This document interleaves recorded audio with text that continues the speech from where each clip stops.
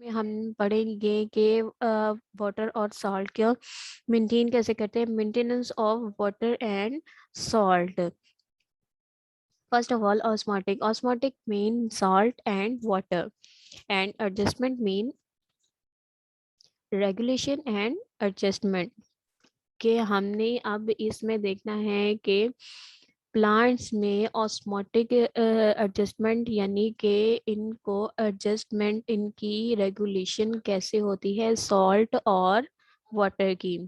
कैसे कैसे ये मेंटेन होते हैं, कैसे ये रेगुलेट होते हैं। वैसे अल्लाह पाक ने में कुदरती सलाहियत रखी है इस प्लांट इन प्लांट्स में कि वो अपने अंदर, इनमें ऐसा मैकेनिज्म होता है कि ये अपने अंदर इन चीज़ों को ऑटोमेटिकली मेंटेन करते हैं, रेगुलेट करते हैं। इसको फर्दर ग्रुप्स में डिवाइड किया गया है इन प्लांट्स को, जिनमें से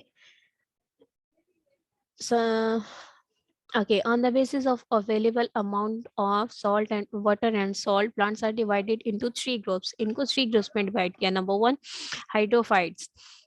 Number two, xerophytes, and number three, halophytes. अब आज के टॉपिक में, आज के लेसन में हम इन ग्रुप्स के बारे में पढ़ेंगे कि इनकी करेक्टरिस्टिक्स क्या है और ये कैसे होते हैं, कहाँ रहते हैं, और मतलब ये कैसे इनमें वाटर और सॉइल की एडजस्टमेंट होती है, इनकी रेगुलेशन होती है. So let's start from the hydrophytes ऐसे प्लांट्स होते हैं जो कि live in fresh water and do not face water storage, and they reduce water with the transpiration, evaporation. They have large number of stomata, and they have very deep roots. इसको हम detail से पढ़ेंगे. जैसे कि मैंने आपको बताया कि first of all, hydro mean water and plants mean phytes mean plants, ऐसे प्लांट जो कि फ्रेश वाटर में रहते हैं. Hydrophytes are the plants which live in fresh water, they completely or partially, and such plants do not face water storage. इनको जाहिर सी बात है, जब ये फ्रेश वाटर में रहते होंगे तो इनको वाटर की कमी कभी भी नहीं होती. And the next one is they have developed mechanism for the removal of extra water. और इनमें अल्लाह पाक ने ऐसी खसूसियत रखी है जिससे ये अपने अंदर का जो एक्स्ट्रा वाटर है उसको ऑटोमेटिकली रिमूव कर लेते हैं. वो कैसे होता है? ट्रांसपायरेशन के जरिए, एवेपोरेशन के जरिए, और ये पानी एवेपोरेट हो जाता है. ये कैसे होता है? हाइड्रोफाइट्स में ना बहुत से ब्रॉड लीव्स होते हैं और इनमें लार्ज नंबर ऑफ स्टोमेटा होता है जो कि इनकी सरफेस पे होता है. इस सरफेस पर जो स्टोमेटा मौजूद होता है वो इनको हेल्प आउट करता है कि इनमें जो एक्स्ट्रा वाटर है उसको रिमूव कर सके. ओके, इसकी करेक्टरिस्टिक ये इसकी खसूसियत कि इसके ब्रॉड जो लीव्स होते हैं जिनमें स्टोमेटा, लार्ज नंबर में स्टोमेटा मौजूद होता है, ये उसकी अपर साइड पर होता है, जो कि इस चीज को रिमूव, जो कि इसमें वाटर को, एक्स्ट्रा वाटर को रिमूव करने में मदद देता है. और इसकी कॉमन एग्जांपल हमारे, जैसा कि बुक में भी लिखी हुई है, वाटर लिली जैसा कि आप देख सकते हैं, ये हमारा इसका हाफ पार्ट, ऑलमोस्ट हाफ से भी ज्यादा पार्ट पानी के अंदर होता है और ऊपर सिर्फ हमें एक फ्लावर शो हो रहा होता है. Okay, the next one is xerophytes क्या होते हैं? हाइड्रोफाइट्स में हमने पढ़ा कि ये फ्रेश वाटर में रहते हैं. इनको वाटर स्टोरेज फेस नहीं करनी पड़ती और इनके ब्रॉड लीव्स होते हैं. लेकिन जीरोफाइट में क्या होता है? First of all, zero zero means dry, fights mean plants. Means ये ऐसे प्लांट्स होते हैं जो कि ड्राई प्लेसेस में रहते हैं. They are located in dry places like desert, जहाँ पर इन्वायरमेंट ड्राई होता है. Xerophytes. Xerophyte live in dry environments. ये dry environment में रहते हैं. They have possess thicky, waxy cactic over their epidermis to reduce water loss from internal tissues. ये क्या होता है इनके ना, फर्स्ट ऑफ ऑल इनको वाटर स्टोरेज फेस नहीं करना पड़ता, और इनके जैसा कि हमने हाइड्रोफाइट में पढ़ा था कि इनके ब्रॉड लीव्स होते हैं, लेकिन जीरोफाइट में हमारे लीव्स होते हैं, ब्लेड लीव्स होते हैं, इनके बारीक लंबे लंबे लीव्स होते हैं. इनके जो सरफेस एरिया है इनमें और उसमें हमने पढ़ा था कि लार्ज स्टोमेटा होता है, इसमें स्मॉल स्टोमेटा होता है, जो कि इसके रिड्यूस करने में जो कि इसको रिड्यूस करने में कंट्रोल करता है, क्योंकि हमें ये ड्राई प्लेसेस पे होते हैं तो हमें ज़्यादा अमाउंट की ज़रूरत होती है पानी की.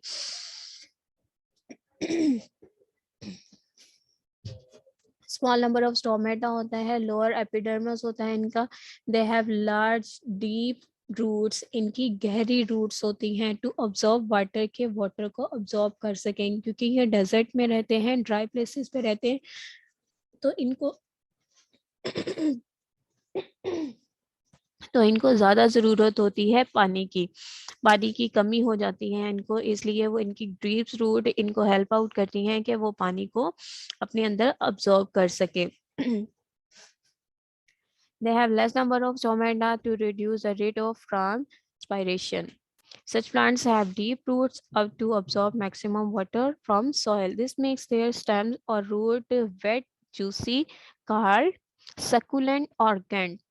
अच्छा, सकुलेंट ऑर्गन्स मीन्स ये जो इनकी डीप रूट्स होती हैं, इनको सकुलेंट ऑर्गन्स इसलिए कहा जाता है कि ये वाटर को सक करने की सलाहियत रखती हैं, सक करने के बाद स्टोर करके रख लेती हैं अपने पास, इसलिए इनको सकुलेंट ऑर्गन्स कहा जाता है. क्या कहते हैं कि ये सक करके स्टोर करने की सलाहियत रखते हैं. ऐसे प्लांट्स होते हैं जो कि वाटर को सॉइल से सक करके स्टोर करने की सलाहियत रखते हैं, इसलिए इनको सकुलेंट ऑर्गन्स कहा जाता है. ये ना बड़े जूसी से हो जाते, जूसी से होते हैं, थिकी थिकी से, जूसी जूसी से होते हैं. Some xerophytes have some special cells, stomata or roots which they store large quantity of water. इनमें special सेल्स होते हैं जो कि पेरेन्काइमा सेल्स होते हैं, जो कि पेरेन्काइमा सेल्स ऐसे सेल्स होते हैं जो कि लार्ज नंबर में, लार्ज क्वांटिटी में वाटर को स्टोर करने की सलाहियत रखते हैं. ये पेरेन्काइमा सेल्स पानी को, ऐसे सेल्स होते हैं जो कि वाटर को, यस, वाटर को, ज्यादा वाटर को अपने अंदर स्टोर करने की सलाहियत रखते हैं. Yes, good. और इसकी हमारे पास कॉमन एग्जांपल होती है कैक्टस. कैक्टस आपने देखा होगा, कैक्टस की भी इसी तरह से ये डेजर्ट में होते हैं, ड्राई प्लेसेस पे ग्रो करते हैं, और इनको पानी की स्टोरेज फेस करनी पड़ती है.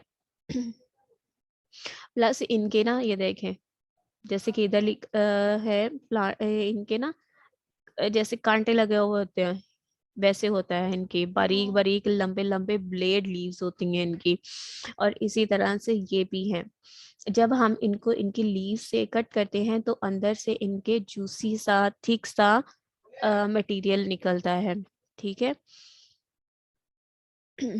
तो हमने जीरोफाइट में क्या पढ़ा है कि ये तो first of all located in dry places, then they face water storage problem, they have blade leaves, small number of stomata they have, they and upper side, और हाँ, इनके अपर साइड पर एपिडर्मस होता है, जैसे कि हमने जीरोफाइट में पढ़ा था कि इसके लोअर साइड पे होता है, ये इसके अपर साइड पे होता है.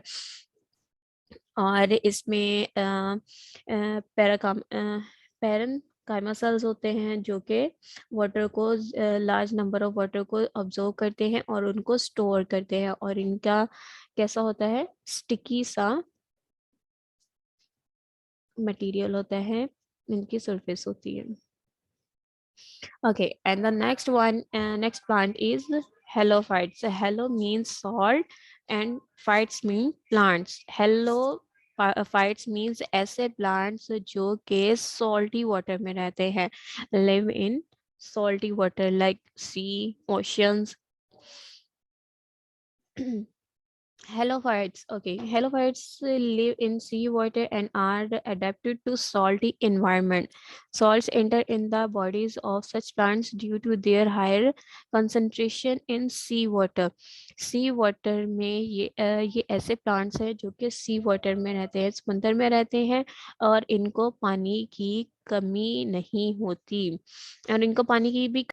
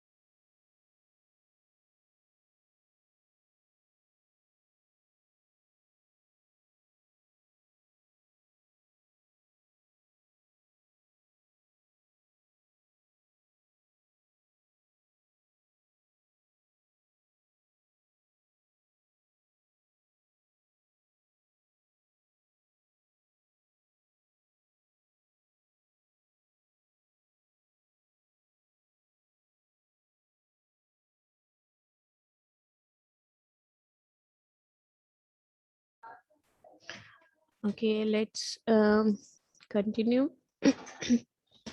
On the other hand, the water tends to move out their cell, into hypertonic seawater. Once salts enter into these cells, plant carry out active transport to move and hold a large amount of salt vessels. Salts are not allowed to move out through the permeable membranes of.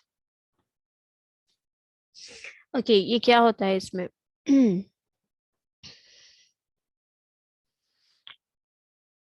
ये जैसे कि आपको पता है कि मैंने अभी आपको बताया कि ये सॉल्टी वाटर में रहते हैं, और सॉल्टी वाटर में रहते हैं, लाइक समुद्रों में रहते हैं, लेकिन फिर भी इनको वाटर की कमी हो जाती है। ऐसा क्यों होता है? क्योंकि ये ऐसे प्लांट्स होते हैं जिनमें नमकियात बहुत कम होती हैं, और ये प्लांट जबकि ये समुद्र में नमकियात ज़्यादा होती हैं।